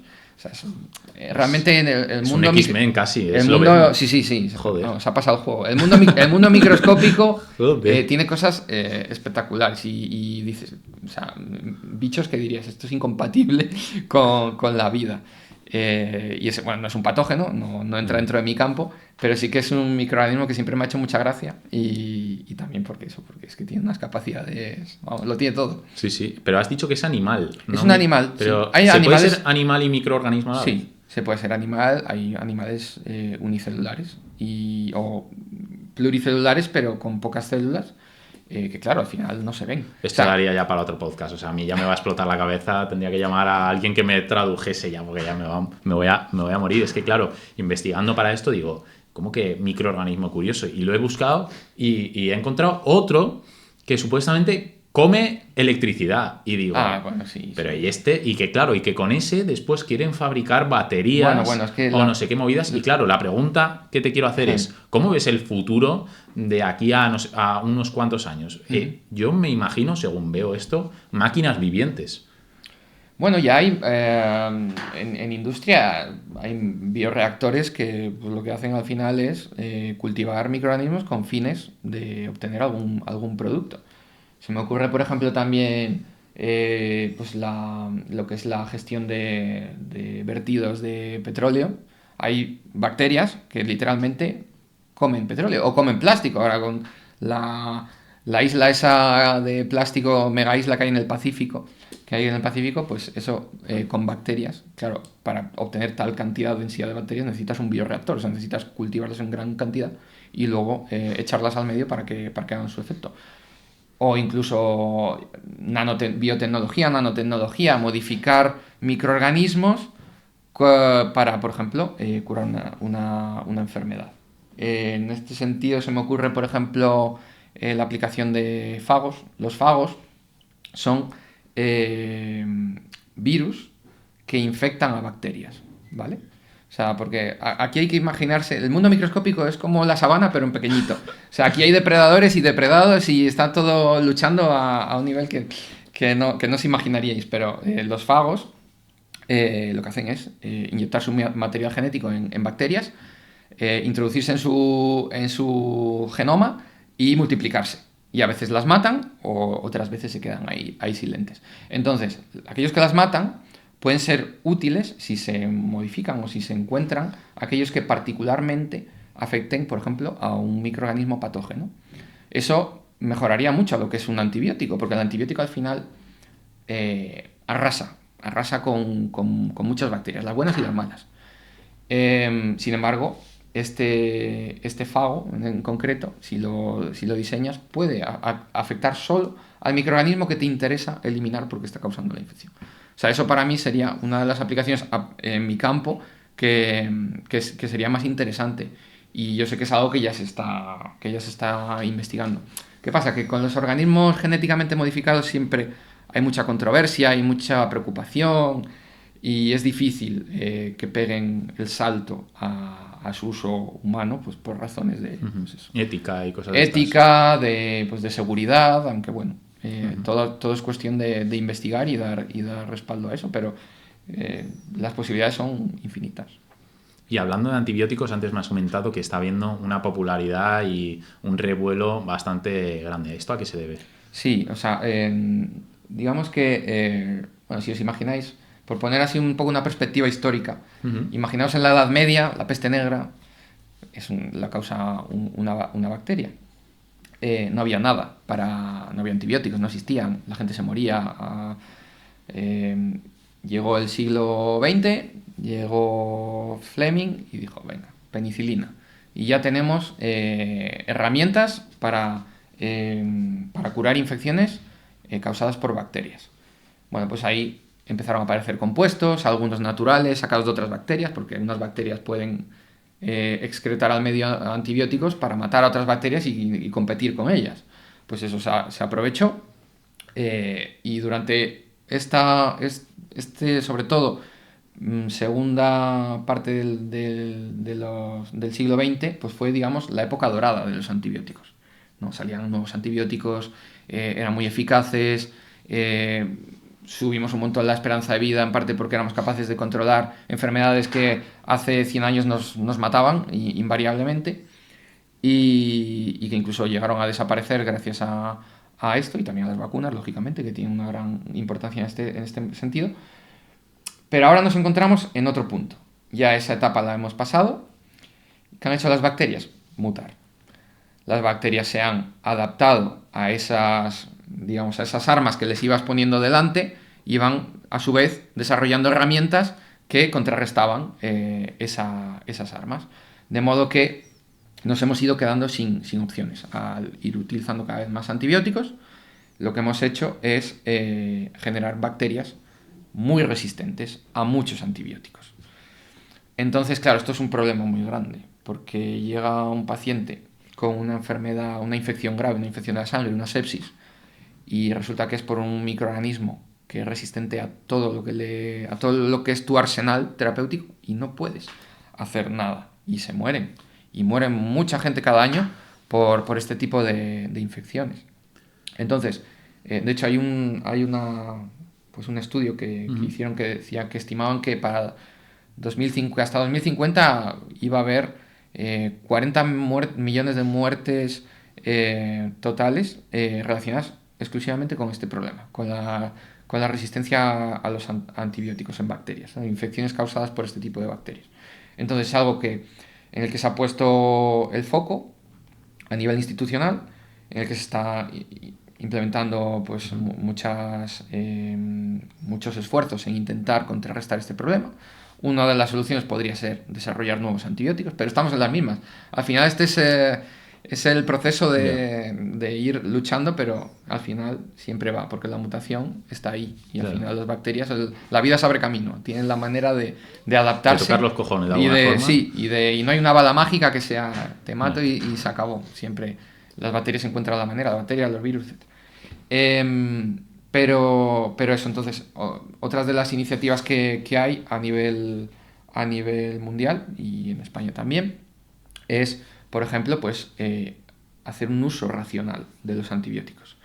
Muchas veces se realiza un uso abusivo o no adecuado de estos antibióticos. Se me ocurre, por ejemplo, pues una infección viral. Los virus no se tratan con antibióticos. Hay mucha gente que cree que eso es así. ¿Antibiótico cómo? Antibiótico, pues como puede ser una amoxicilina clavulánico, como puede ser una penicilina, como puede ser un ciprofloxacino, como puede ser... O sea, los antibióticos se tratan, o sea, se utilizan para enfermedades infecciosas, pero no aquellas causadas por virus. Entonces, pues restringir ese uso y controlarlo es una de las maneras de evitar que esto vaya más. También la vigilancia de las bacterias, la vigilancia y control de este tipo de bacterias. Nosotros todos los hospitales tienen sus propias bacterias multiresistentes. Cada hospital tiene unas particulares, porque al final se quedan incluso en el ambiente, pasan de un paciente a otro. O sea, por ejemplo, la gente que está o sea, los trabajadores que están con los pacientes tienen que tener una correcta higiene de manos, y cada vez que van a ver otro paciente se tienen que lavar las manos, tienen que tomar unas medidas para evitar esa transferencia de microorganismos muy nocivos. Entonces, controlar y vigilar esos patógenos también puede ayudar a paliar este problema, pero es un problema que poca gente es consciente de él, pero que si lo piensas puede llegar a afectar, o ha afectado a familiares tuyos casi seguro, porque aunque como te digo, cada vez las enfermedades infecciosas, digamos, están más controladas que en la época preantibiótica, pero al final las personas mayores o las personas inmunodeprimidas son más vulnerables a infecciones, y es habitual que mueran por infecciones. Entonces, pues es un tema que es importante resaltar. También aquí entra otro concepto más técnico, que es el de One Health. El concepto de One Health es que no podemos mirar solo las enfermedades de las personas, sino también las enfermedades de los animales, porque todo está interrelacionado.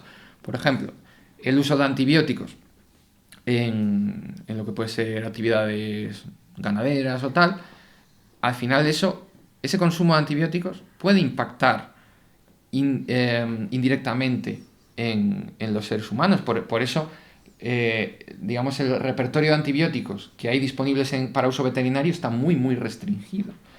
Porque si utilizas antibióticos que utilizas en humanos, es como que te estás agotando ese recurso, porque las bacterias se van a hacer resistentes y luego las bacterias van a pasar a los humanos y ya no van a poder utilizarse esos antibióticos. O sea que es algo que yo creo que en nuestro campo de estudio es fundamental, y que la población general debería conocer y ser consciente, porque al final te puede pasar. O sea, yo estoy seguro de que a mí me pasó, por ejemplo, fui al dentista en una ocasión que me tuvieron que hacer una pequeña intervención y me dieron un antibiótico profiláctico. Vale, pues yo en ese momento dije, ¿realmente está indicado este antibiótico en esta circunstancia? Y en mi caso concreto no estaba indicado, pero al final el odontólogo lo daba, pues, en general a todo el mundo, pues porque era lo más sencillo. Y yo no digo que no se tomen los antibióticos que te prescribe un profesional, porque al final el profesional sabe lo que hace. Pero a lo que voy es que muchas veces se hace un uso inadecuado, se abusa.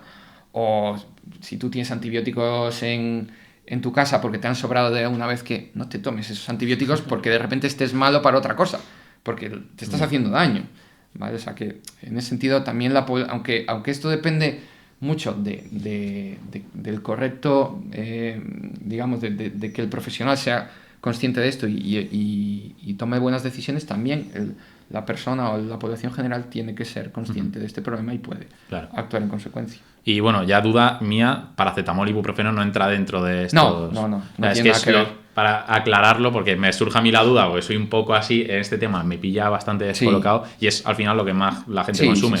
Y claro, al investigar esto, me empezaba a doler la cabeza un poco y digo, me tomo el paracetamol, y he dudado y he dicho, pues no me lo tomo. No, a ver, cuando un fármaco está indicado hay que tomárselo y es beneficioso, es el riesgo-beneficio siempre. Ya. Al final hay que... Y eso, y si un profesional te lo prescribe, pues es porque te va a hacer... él tiene la información adecuada para saber que no el vecino del quinto, que eso también es muy habitual, ¿no? De guiarnos por... Pues yo me tomé esto y me fue muy bien. Y me iba de puta madre. Y a veces se cometen, pues...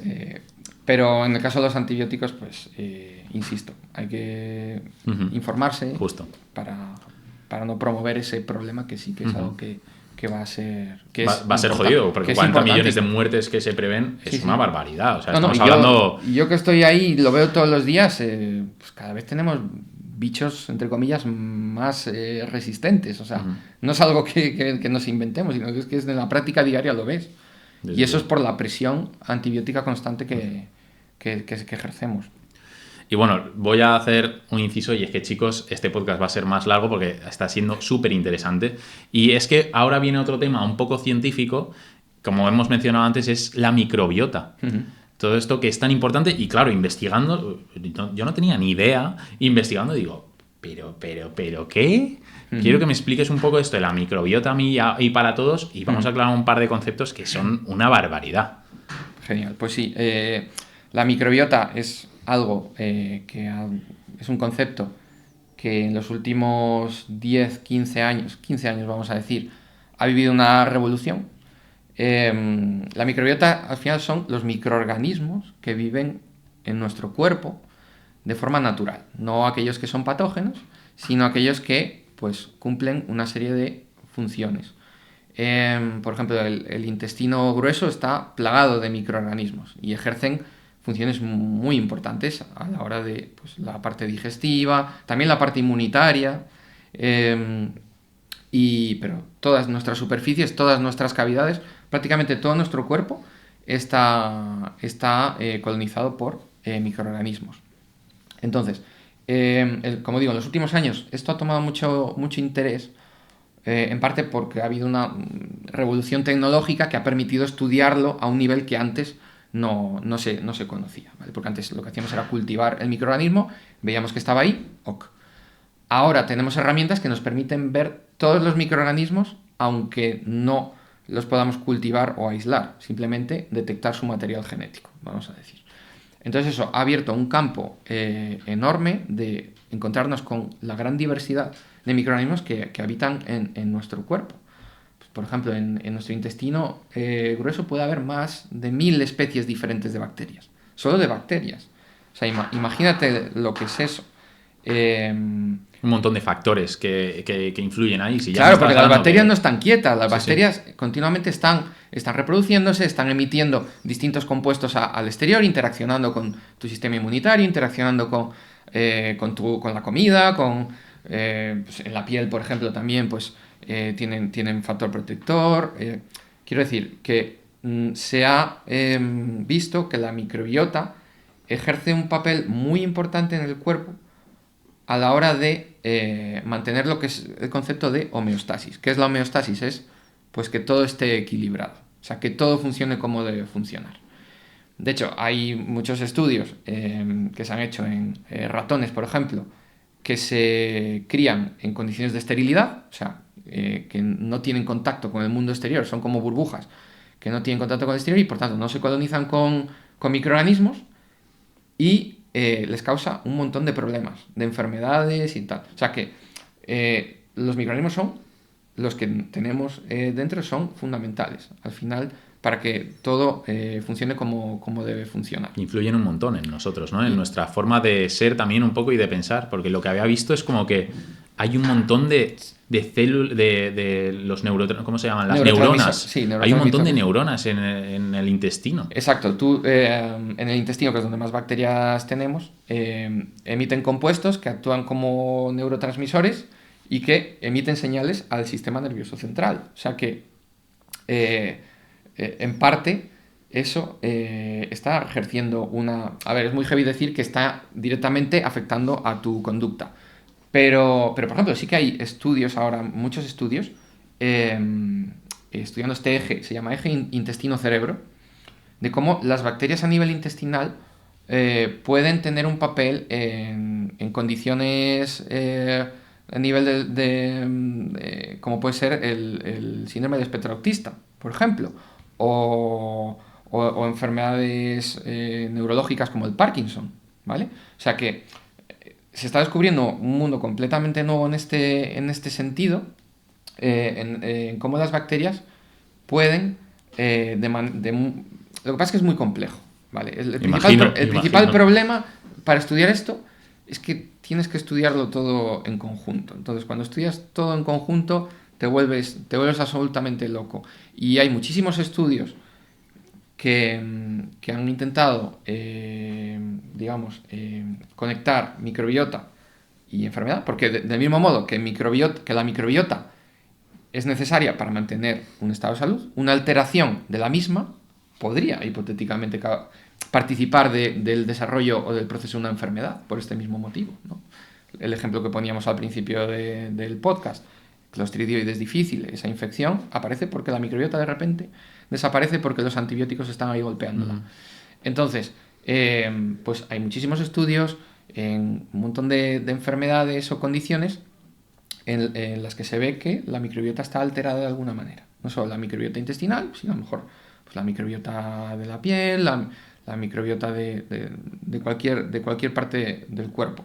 Entonces, es un mundo apasionante, pero muy difícil de sacar, no permite muchas veces sacar conclusiones categóricas, sino que te da pequeñas pistas y vas rascando y vas viendo pues qué puede haber detrás, porque, insisto, son muchas especies las que alberga nuestro organismo. También hay muchos factores que influyen en la microbiota. O sea, la microbiota de cada uno es como casi su huella dactilar.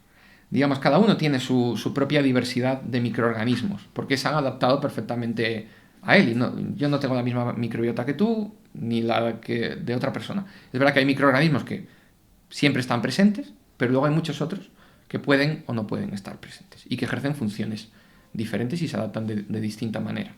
Y, por ejemplo, simplemente ingerir alimento puede alterar en parte esa microbiota, tu dieta. O sea, la dieta de una persona, hay estudios, la dieta de una persona que come pues comida industrial o que más dieta occidental, sí, respecto a una persona, por ejemplo, que coma dieta mediterránea, o de una persona que esté que sea de una tribu de la selva tropical de la Amazonía, pues son muy diferentes. Y son muy diferentes porque en parte se han adaptado a lo que tú comes, ¿no? Porque al final ellos comen de eso también. Entonces es muy, muy interesante, pero muy complejo, porque tú a la hora de estudiar enfermedades, pues tienes que tener en cuenta que la microbiota de esta persona y la de esta y la de esta no son perfectamente iguales. O sea, que decir, pues este perfil de microbiota, o sea, estos microorganismos tienen que ver con la enfermedad tal. Porque eso es cierto que abre muchísimas posibilidades a muchos niveles de aplicación. Pues el diagnóstico, por ejemplo. Poder predecir, hacerte un estudio de microbiota y predecirte que tienes más riesgo de tal enfermedad. O también otra cosa que es la medicina personalizada, que es algo que está ahora muy, muy de moda y que es muy interesante, que es que cada paciente, por sus características, puede dirigírsele el tratamiento que se le va a dar para la enfermedad que sea en base a esas características. Y la microbiota puede tener un papel, porque la microbiota interacciona con los fármacos. Y la microbiota, ¿sabes? O sea que al final hay muchas posibles aplicaciones.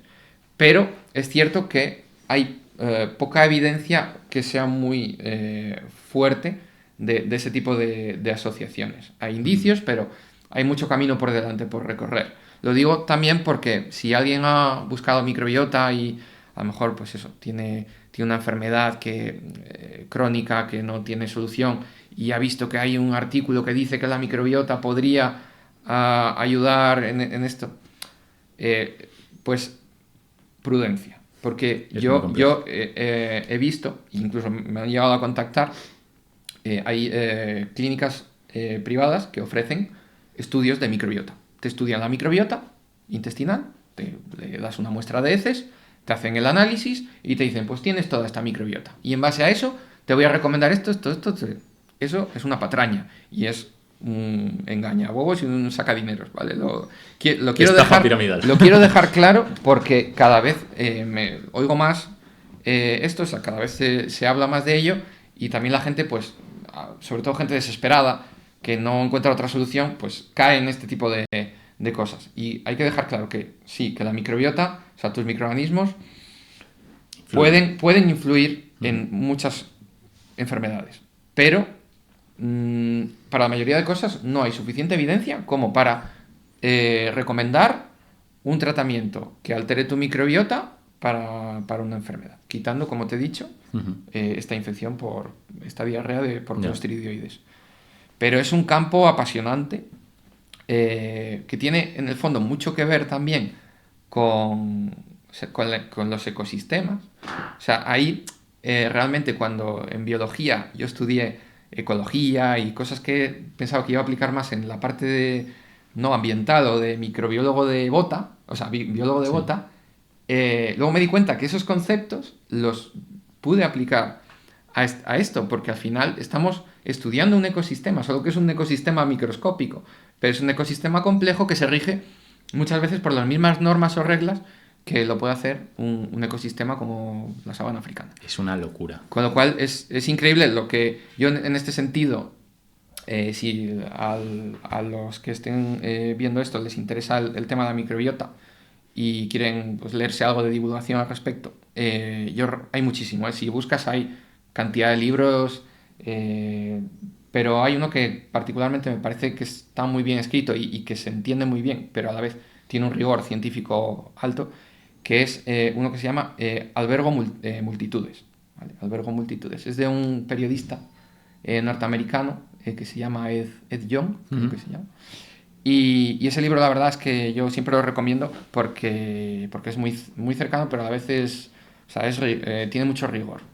O sea que, porque también se han escrito muchas barbaridades, lo mismo. La dieta para la microbiota. ¿Qué dieta es buena? A ver, hay cosas que sí, que caen de cajón, que dices, pues una dieta mediterránea va a ser buena para tu microbiota, igual que va a ser buena en general para tu salud.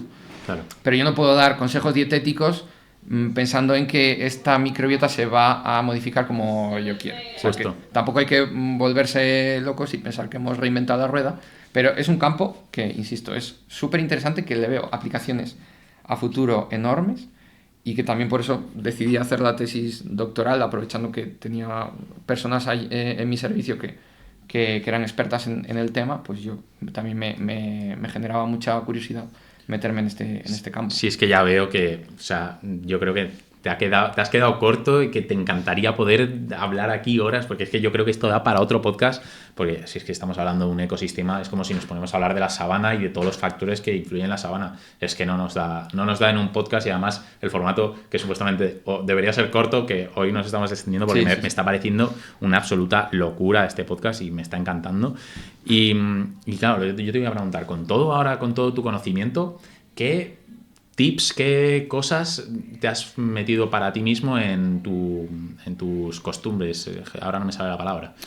Pues en relación a lo que son los conocimientos que he adquirido en cuanto a microbiota, ¿qué hábitos has Pues mira, asimilado? yo realmente no he modificado nada por tener estos conocimientos. Pues lo que te digo, al final, quiero decir, son cosas que a todo el mundo le entra. Pues hacer deporte, tener una dieta saludable, eso va a ser bueno, independientemente de que tu microbiota sea X o sea Y o quieras... O sea, todo va en conjunto. Si tú tienes unos buenos hábitos, pues va a ser bueno para tu microbiota, para ti y para todo en general, y para tu salud. Con lo cual yo no he modificado nada en relación a esto.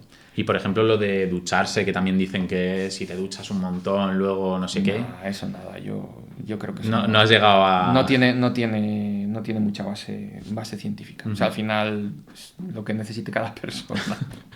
Yo me he tirado toda mi vida jugando waterpolo en el agua y todavía sigo vivo con cloro, claro, y con 1000 compuestos. Que bueno, que de aquí a unos años a lo mejor me salen mutaciones de yo que sé qué, un hongo por aquí, ya me asustaré.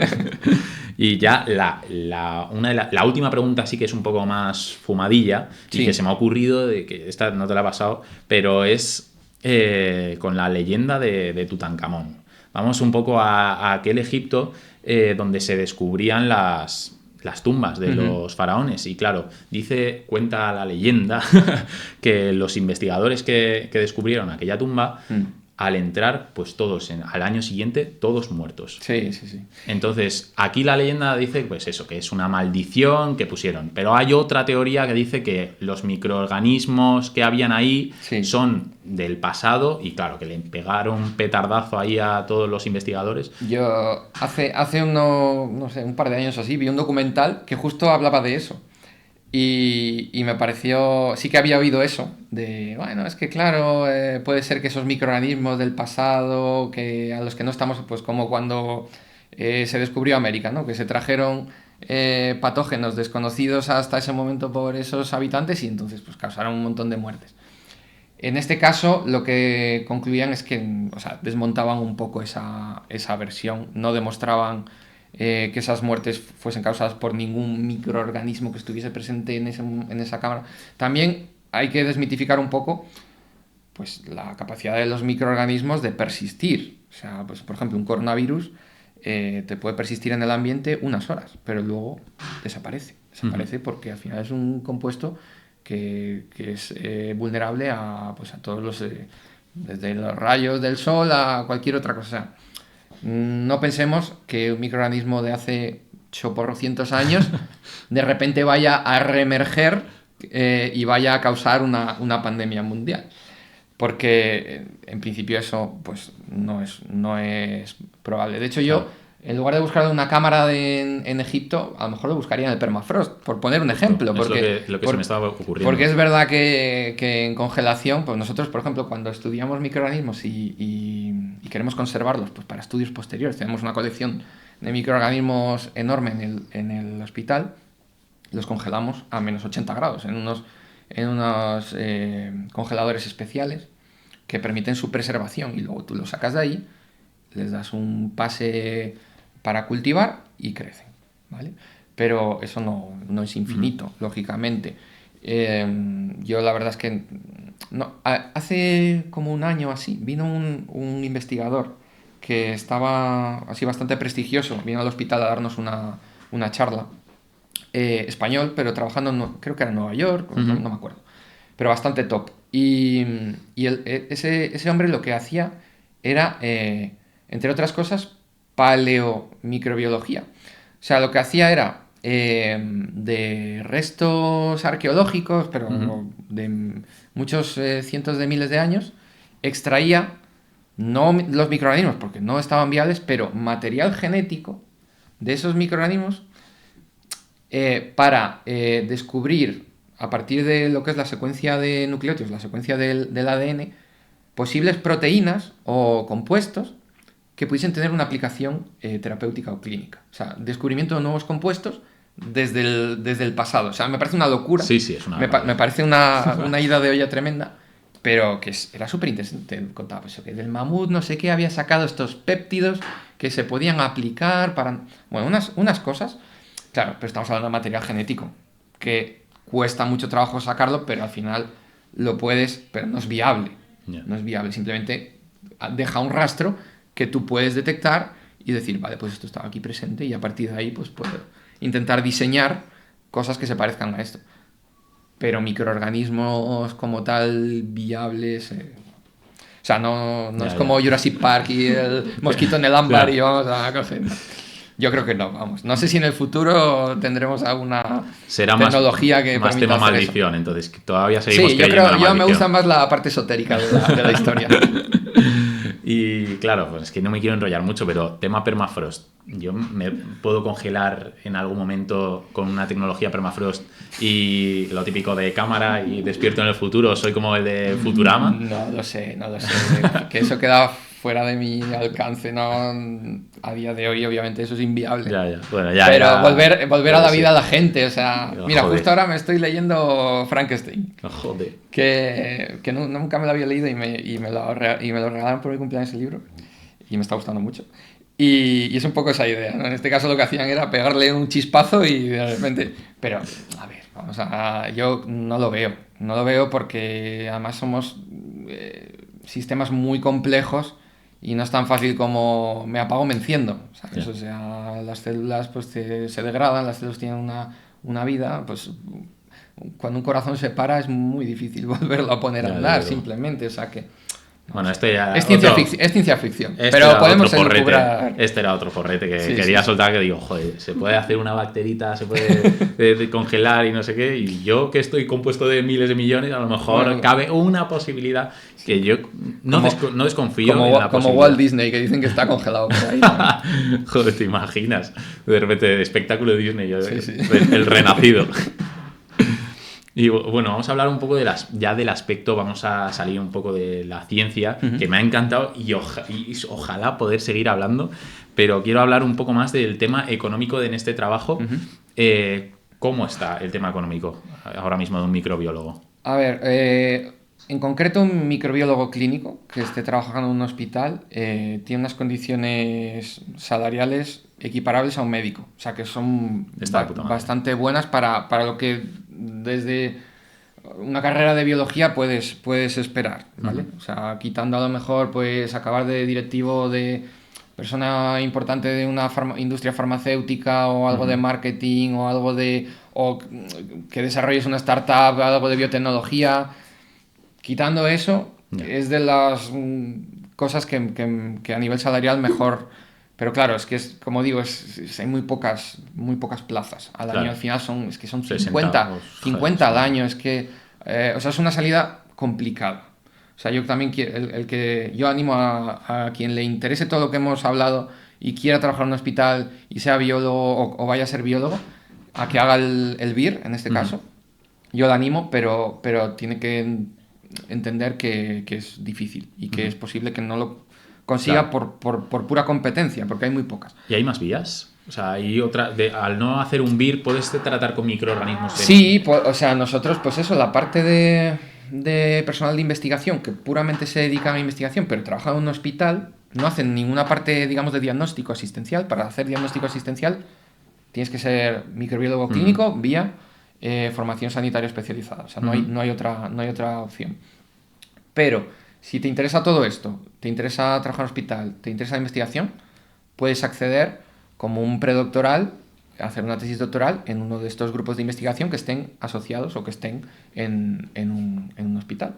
O sea que sí, se puede acceder no vía BIR, sino pues vía hacer una tesis doctoral. Es cierto que digamos, esa vía pues a nivel laboral pues es más precaria, no nos vamos a engañar. Claro. Porque a nivel salarial y a nivel de... La investigación ya todo la el mundo investigación sabe que... sabemos que tiene que ser muy vocacional y que es muy difícil alcanzar una estabilidad... Por lo menos en España. Laboral y económica. Por lo menos en España, efectivamente.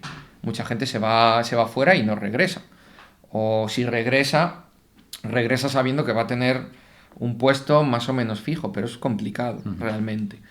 Entonces, bueno, a ver, es una vía que si te interesa mucho y no, claro, por lo que sea, no has tenido la oportunidad o no has podido acceder a la vía BIR, pues es también muy interesante, porque estás en el meollo del asunto. Y claro, me has dicho que cobra como un médico, y yo he dicho de puta madre, pero yo en verdad no sé lo que cobra un médico. Entonces, un rango, más o menos, por no pues, por fijarnos a un número. Te puedo decir, no es nada... Es público. Es público, es las tablas salariales de cada... Como esto paga al ser sanidad, paga como cada comunidad autónoma, pero bueno, hay algunas, depende de la hay algunas que pagan más y otras que pagan menos. Madrid estará en tabla media-baja. Claro, Madrid, como a nivel de poder adquisitivo va a ser inferior, porque los gastos, sobre todo a nivel de vivienda, etcétera, van a ser mayores, pues te compensa mucho más irte a otra comunidad donde a lo mejor el salario sea un poquito superior, pero tu poder adquisitivo le va a dar mil vueltas, ¿no? Pero de media, eso, lo que es el sueldo fijo base, creo que ahora están en 50.000 euros brutos al año. Luego hay que añadir las guardias, lo que te decía al principio, que hacemos guardias de 24 horas, eso se paga aparte, una serie de complementos por antigüedad, si haces cosas de docente, tutor de los residentes, yo soy tutor de residentes y hasta nada no pagaban, en muchas comunidades autónomas no pagan, pero en Madrid empezaron a pagar el año pasado y también me dan un complemento.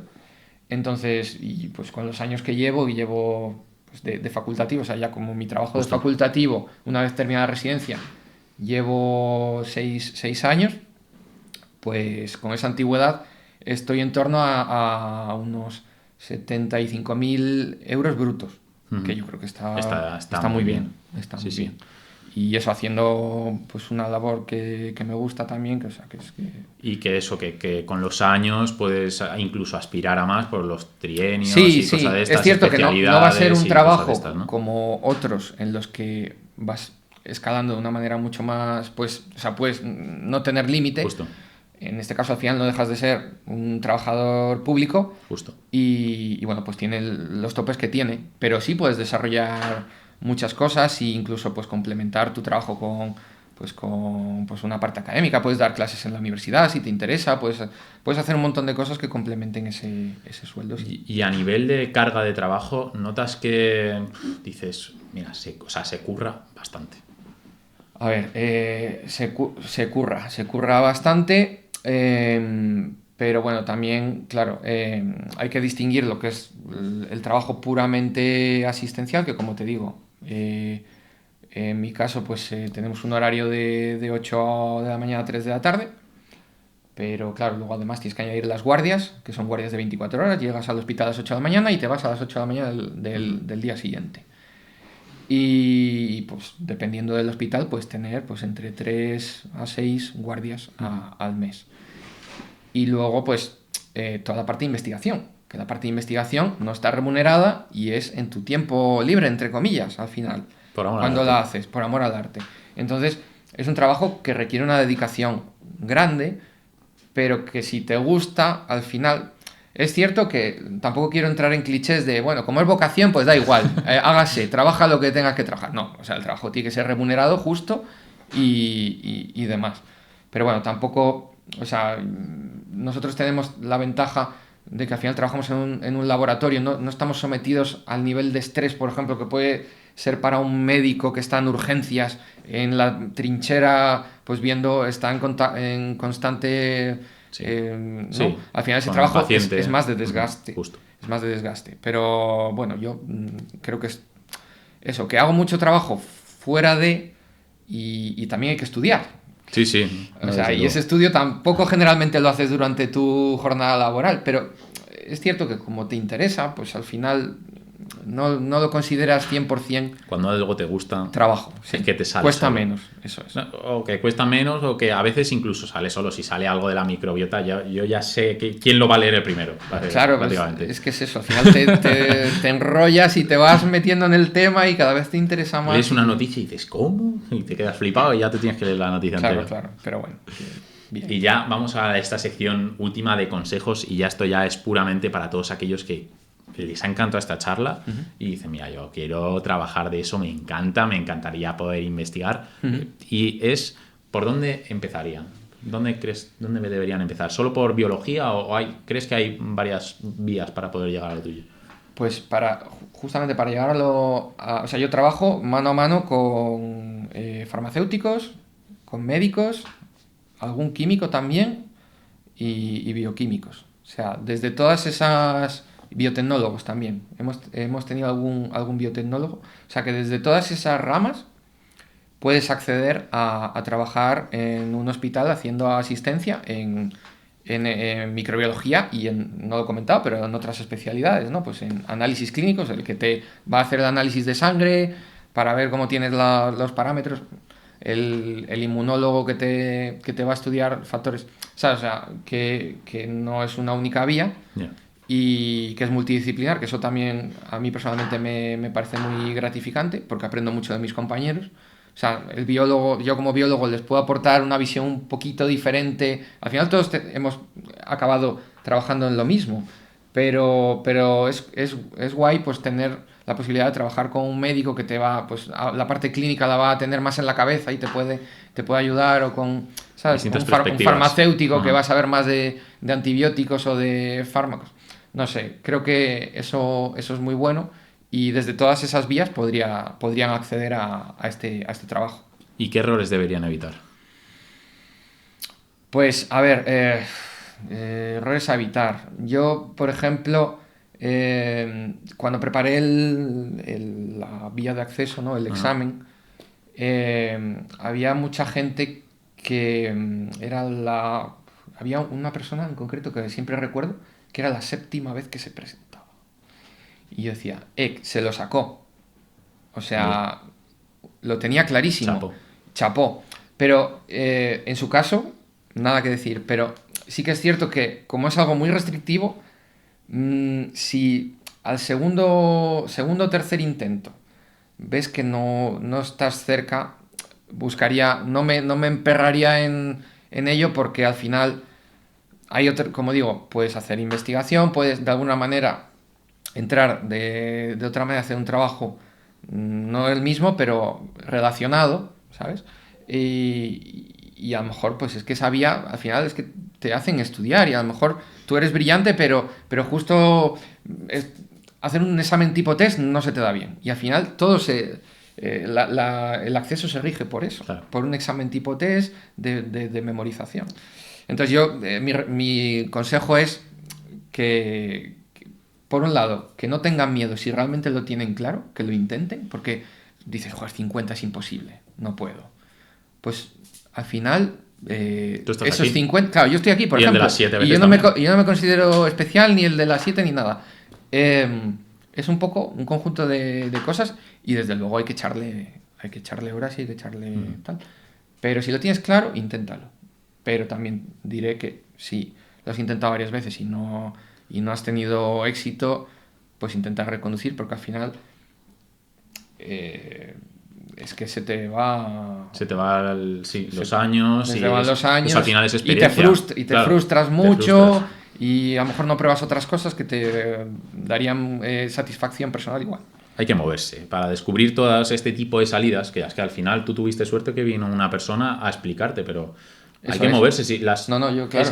Es que descubrir este tipo de trabajos no viene solo, no viene la Virgen María y te va a decir, existe este trabajo. Claro, ¿no? yo cuando escogí esto en 2013, pues no había podcast ni había nada, quiero decir, no había tantas fuentes de información y yo me enteré de esto acabando la carrera, de casualidad, porque una profesora nuestra se le ocurrió traer a esta persona, no la llega a traer y yo no estaría aquí hoy. Claro.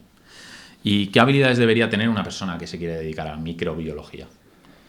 Bueno, curiosidad, creo que es fundamental, que no te cueste estudiar sobre un tema que te interesa.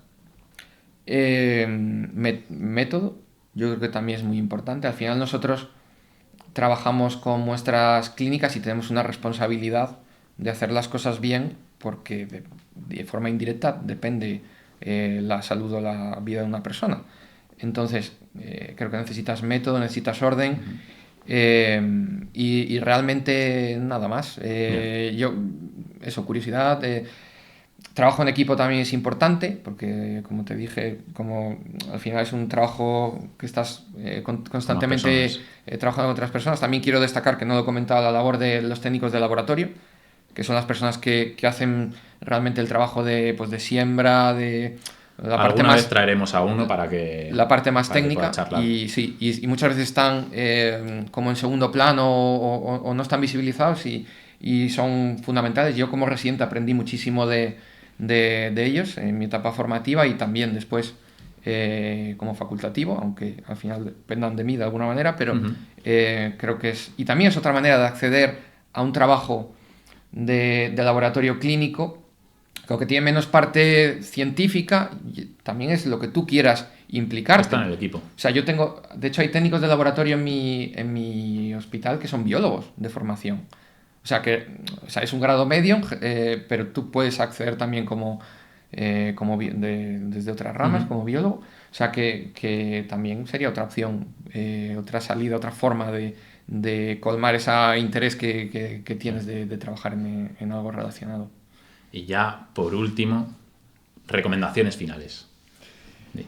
Recomendaciones finales. Bueno, pues en general, respecto a la vida laboral o volviendo a insistir en la parte de tomar las primeras decisiones, que las tomas con 18 años, que no tienes claras muchísimas cosas, no solo a nivel laboral, sino a nivel personal de tu vida, pues nada, para la gente que esté en proceso de decidir qué quiere hacer con su vida, insistir en que no se agobien, no se frustren, que no pretendan encontrar el trabajo perfecto ni la cosa definitiva, porque la vida da muchas vueltas. Cuando tienes 18 años parece que el mundo se va a acabar, pero tienes por delante muchísimos años para reinventarte, para aburrirte incluso de alguna cosa y decir, pues mira, lo dejo y voy a hacer otra. O sea, no hay que cerrarse puertas y estar abiertos a aprender y en la medida de lo posible a disfrutar de lo que haces. Pues muchísimas gracias y el perfecto ejemplo, aquí estoy yo, que soy informático y podcaster. Así que nada, oye, muchísimas gracias por venir, la verdad que me ha encantado esta charla. Es que ojalá poder disponer de más tiempo para un montón de más tramas que hemos hablado durante este podcast y que seguramente no hemos podido especificar, pero el tiempo es limitado y al final normalmente hacemos podcast de 1 hora y yo creo que hemos durado 2 horas y... 2 horas, bueno. Yo espero que de aquí salga, aunque sea una sola persona que lo vea, se haga microbiólogo, ya me doy por súper satisfecho. O sea, yo lo tengo totalmente seguro porque esto es un contenido, lo que se llama evergreen. Esto es un contenido que está bien ahora y dentro de 10 años. Entonces, yo lo publico en plan SEO y la gente lo va buscando. Dicho lo cual, no me enrollo más. muchísimas gracias si os habéis quedado hasta aquí. Suscribiros, que ya nos quedan muy pocos para los 500 y empezamos a monetizar supuestamente, pero con las visitas todavía que tenemos no haremos mucho. Pero bueno, yo quiero llegar a 500, suscribirse y hacerme un favor, por favor. Y sobre todo agradecerte otra vez. Muchísimas gracias por venir. Gracias a ti por la invitación. Ha quedado un pedazo de podcast. Chao, chao.